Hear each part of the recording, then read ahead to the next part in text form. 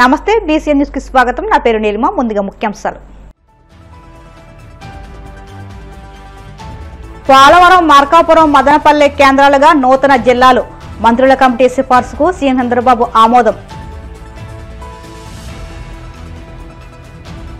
నారా లోకేష్ ప్రజాదర్బార్కు రాష్ట్రం నలుమూల నుంచి పెద్ద ఎత్తున తరలివచ్చిన ప్రజలు, కార్యకర్తలు. వివిధ సమస్యల పరిష్కారానికి అక్కడికక్కడే సిబ్బందికి ఆదేశాలు జారీ. సీఎం చంద్రబాబు ఆదేశాల మేరకు ఏపీలో అర్హత ఉన్న వారందరికీ ఇళ్లు వెల్లడించిన గృహ నిర్మాణ శాఖ మంత్రి కొలుసు పాదసారథి. తిరుచానూరులో వైభవపేతంగా పద్మావతి అమ్మవారి పంచమి తీర్థం. పద్మ పుష్కరిణిలో పెద్ద సంఖ్యలో పవిత్ర స్నానాలు చేసిన భక్తజనం. ఆంధ్రప్రదేశ్లో పరిపాలనా సౌలభ్యం కోసం మరిన్ని కొత్త జిల్లాలను ఏర్పాటు చేసే ప్రక్రియకు ప్రభుత్వం పచ్చజెండా ఊపింది. రాష్ట్రంలో కొత్తగా 3 జిల్లాలు, 5 రెవెన్యూ డివిజన్ల ఏర్పాటుకు ముఖ్యమంత్రి చంద్రబాబు ఆమోదం తెలిపారు. జిల్లాల పునర్విభజనపై ఏర్పాటైన మంత్రుల కమిటీ సమర్పించిన సిఫార్సులపై సచివాలయంలో సమీక్ష నిర్వహించిన ఆయన ఈ కీలక నిర్ణయం తీసుకున్నారు. దీంతో రాష్ట్రంలో మొత్తం జిల్లాల సంఖ్య 26 నుంచి 29కి పెరగనుంది. మార్కాపురం, మదనపల్లెతో పాటు గిరిజన ప్రాంతమైన రంపచోడవరం కేంద్రంగా పోలవరం జిల్లాను ఏర్పాటు చేయనున్నారు. ఈ ప్రతిపాదనలతో త్వరలో కేబినెట్ సమావేశంలో చర్చించి ఆమోదం పొందాక అధికారికంగా నోటిఫికేషన్ విడుదల చేయనున్నారు. రాష్ట్ర ప్రజల సమస్యలను నేరుగా తెలుసుకుని వాటి పరిష్కారానికి కృషి చేసే లక్ష్యంతో మంత్రి నారా లోకేష్ నిర్వహిస్తున్న ప్రజాదర్బార్ కార్యక్రమం నిర్విరామంగా కొనసాగుతుంది. మంగళగిరిలోని టీడీపీ కేంద్ర కార్యాలయంలో ఆయన 75వ ప్రజాదర్బార్ కార్యక్రమం నిర్వహించారు. ఈ కార్యక్రమానికి రాష్ట్రంలోని నలుమూల నుంచి ప్రజలు, పార్టీ కార్యకర్తలు భారీ సంఖ్యలో తరలివచ్చి తమ గోడు వెళ్లబోసుకున్నారు. మంత్రి లోకేష్ ప్రతి ఒక్కరిని ఆప్యాయంగా పలకరించి వారి సమస్యలను ఓపికగా విన్నారు. వారి నుంచి స్వయంగా వినతి పత్రాలు స్వీకరించి అండగా ఉంటానని భరోసా ఇచ్చారు. కొన్ని క్లిష్టమైన సమస్యల పరిష్కారానికి అక్కడికక్కడే తన సిబ్బందికి, సంబంధిత అధికారులకు తక్షణ ఆదేశాలు జారీ చేశారు.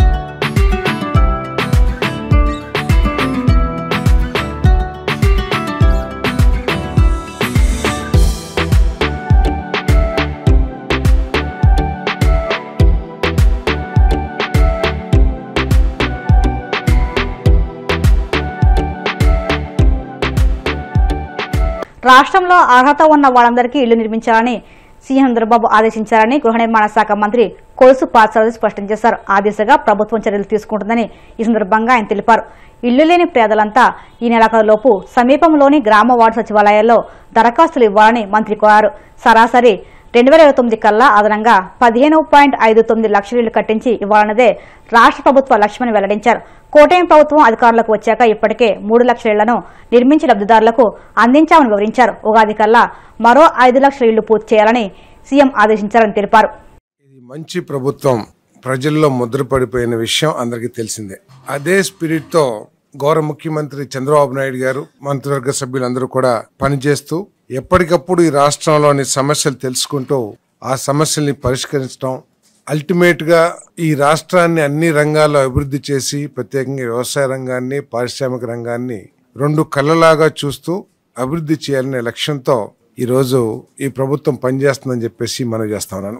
హౌసింగ్ డిపార్ట్మెంట్ కూడా ఒక ముఖ్యమైనది.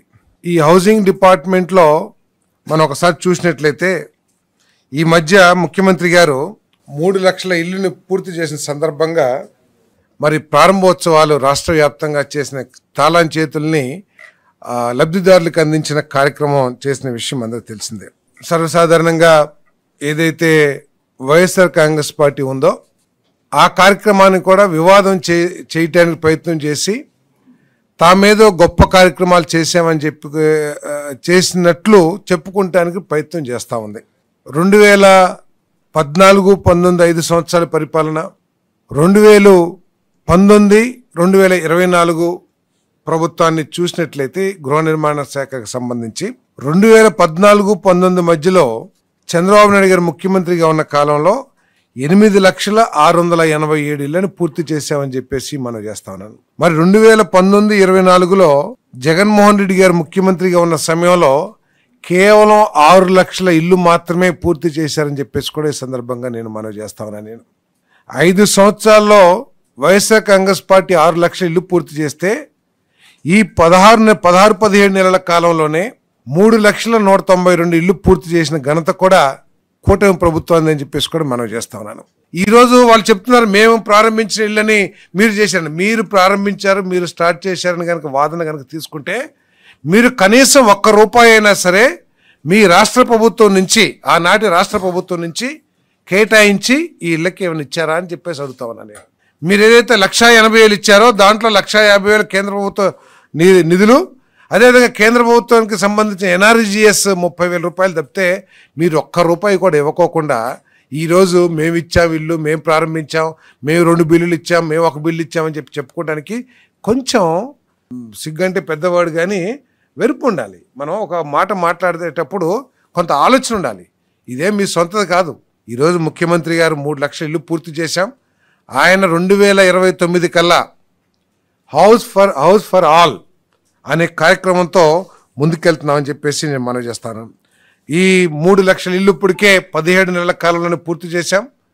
మరో 5 లక్షల ఇల్లు ఉగాదికల్లా కంప్లీట్ చేయాలని చెప్పేసి మాకు ఆదేశాలు ఇవ్వడం జరిగిందని చెప్పేసి మనవి చేస్తాను. ఇంకా మిగిలినంటే పాత PMAY 1O సంబంధించి ఇల్లులు 3 లక్షలు పూర్తి చేసాం. 5 లక్షలు ఉగాదికి, ఇంకొక 87,000 జూన్ కల్లా కంప్లీట్ చేయాలని చెప్పేసి ఆదేశాలు ఇచ్చారు. అందరికీ కూడా హౌసింగ్ ఫర్ ఆల్ ఏదైతే ఎన్నికల్లో హామీ ఇచ్చామో దాన్ని ఎట్టి పరిస్థితుల్లో కూడా అమలు చేయాలని చెప్పేసి, ఎంతమందికి అర్హత ఉంటే అంతమందికి సర్వేలో లేకపోతే యాప్ ద్వారా చేసి శాంక్షన్ చేయాలని చెప్పేసి కూడా ఈ సందర్భంగా తెలియజేస్తున్నాం. ఏదైతే 3 లక్షలు మేము పూర్తి చేశామో అదే స్పీడ్తో ఇంకా స్పీడ్ పెంచి దాదాపు 15-15.5 లక్షలని ఈ 4 సంవత్సరాల్లో ఎట్టి పరిస్థితుల్లో కూడా పూర్తి చేయాలని చెప్పేసి ఆదేశాలు ఇచ్చారని చెప్పేసి కూడా నేను ఈ సందర్భంగా తెలియజేస్తాను. సుబ్రహ్మణ్యేశ్వర షష్ఠి సందర్భంగా పశ్చిమ గోదావరి జిల్లా భీమవరం పట్టణం శ్రీరాంపురంలోని శ్రీ రామలింగేశ్వర స్వామివారి దేవస్థానం సుబ్బారాయుడు గుడిలో ప్రత్యేక పూజలు, అభిషేకాలు నిర్వహించారు. తెల్లవారుజామున 1 గంట నుండి భక్తులు అధిక సంఖ్యలో విచ్చేసి ప్రత్యేక క్యూలైన్ల ద్వారా స్వామివారిని దర్శించుకున్నారు. సుబ్రహ్మణ్యేశ్వర స్వామికి స్వయంగా పాలు పోసుకుని అభిషేకాలు నిర్వహించారు. ఎమ్మెల్యే పులపర్తి రామన్నేలు స్వామివారిని దర్శించుకున్నారు. డీఎస్పీ ఆది జయసూర్య ఆధ్వర్యంలో 2 టౌన్ 1 టౌన్ సిఐలు కాళీచరణ్, ఎం నాగరాజు బందోబస్తు ఏర్పాట్లను పర్యవేక్షించారు. ఆలయ ఈవో దండు వెంకటకృష్ణరాజు పర్యవేక్షణలో ఆలయ అర్చకులు స్వామివారికి పంచామృతాలతో అభిషేకాలు నిర్వహించారు. ఉత్సవాలకు సహకరించిన దాతలకు, పోలీసులకు, మున్సిపల్ సిబ్బందికి ఆలయ అభివృద్ధి కమిటీ అధ్యక్ష కార్యదర్శులు గాదిరాజు సుబ్బరాజు, పొత్తూరి బాపురాజు ధన్యవాదాలు తెలియజేశారు. 27న తెల్లవారుజామున 4 గంటలకు స్వామివార్ల కళ్యాణం, సాయంత్రం 4 గంటలకు ఎమ్మెల్యే పులపర్తి రామన్యేలుచే రథోత్సవం, 28న రాత్రి 7 గంటలకు తెప్పోత్సవం, 29న స్వామివార్లకు త్రిశూల స్నానోత్సవం నిర్వహిస్తున్నామని ఆలయ ఈవో కృష్ణరాజు తెలిపారు. కాపు వనితా క్లబ్, ఇన్నర్వీల్ క్లబ్ ఆధ్వర్యంలో భక్తులకు అల్పాహారం పంపిణీ చేశారు.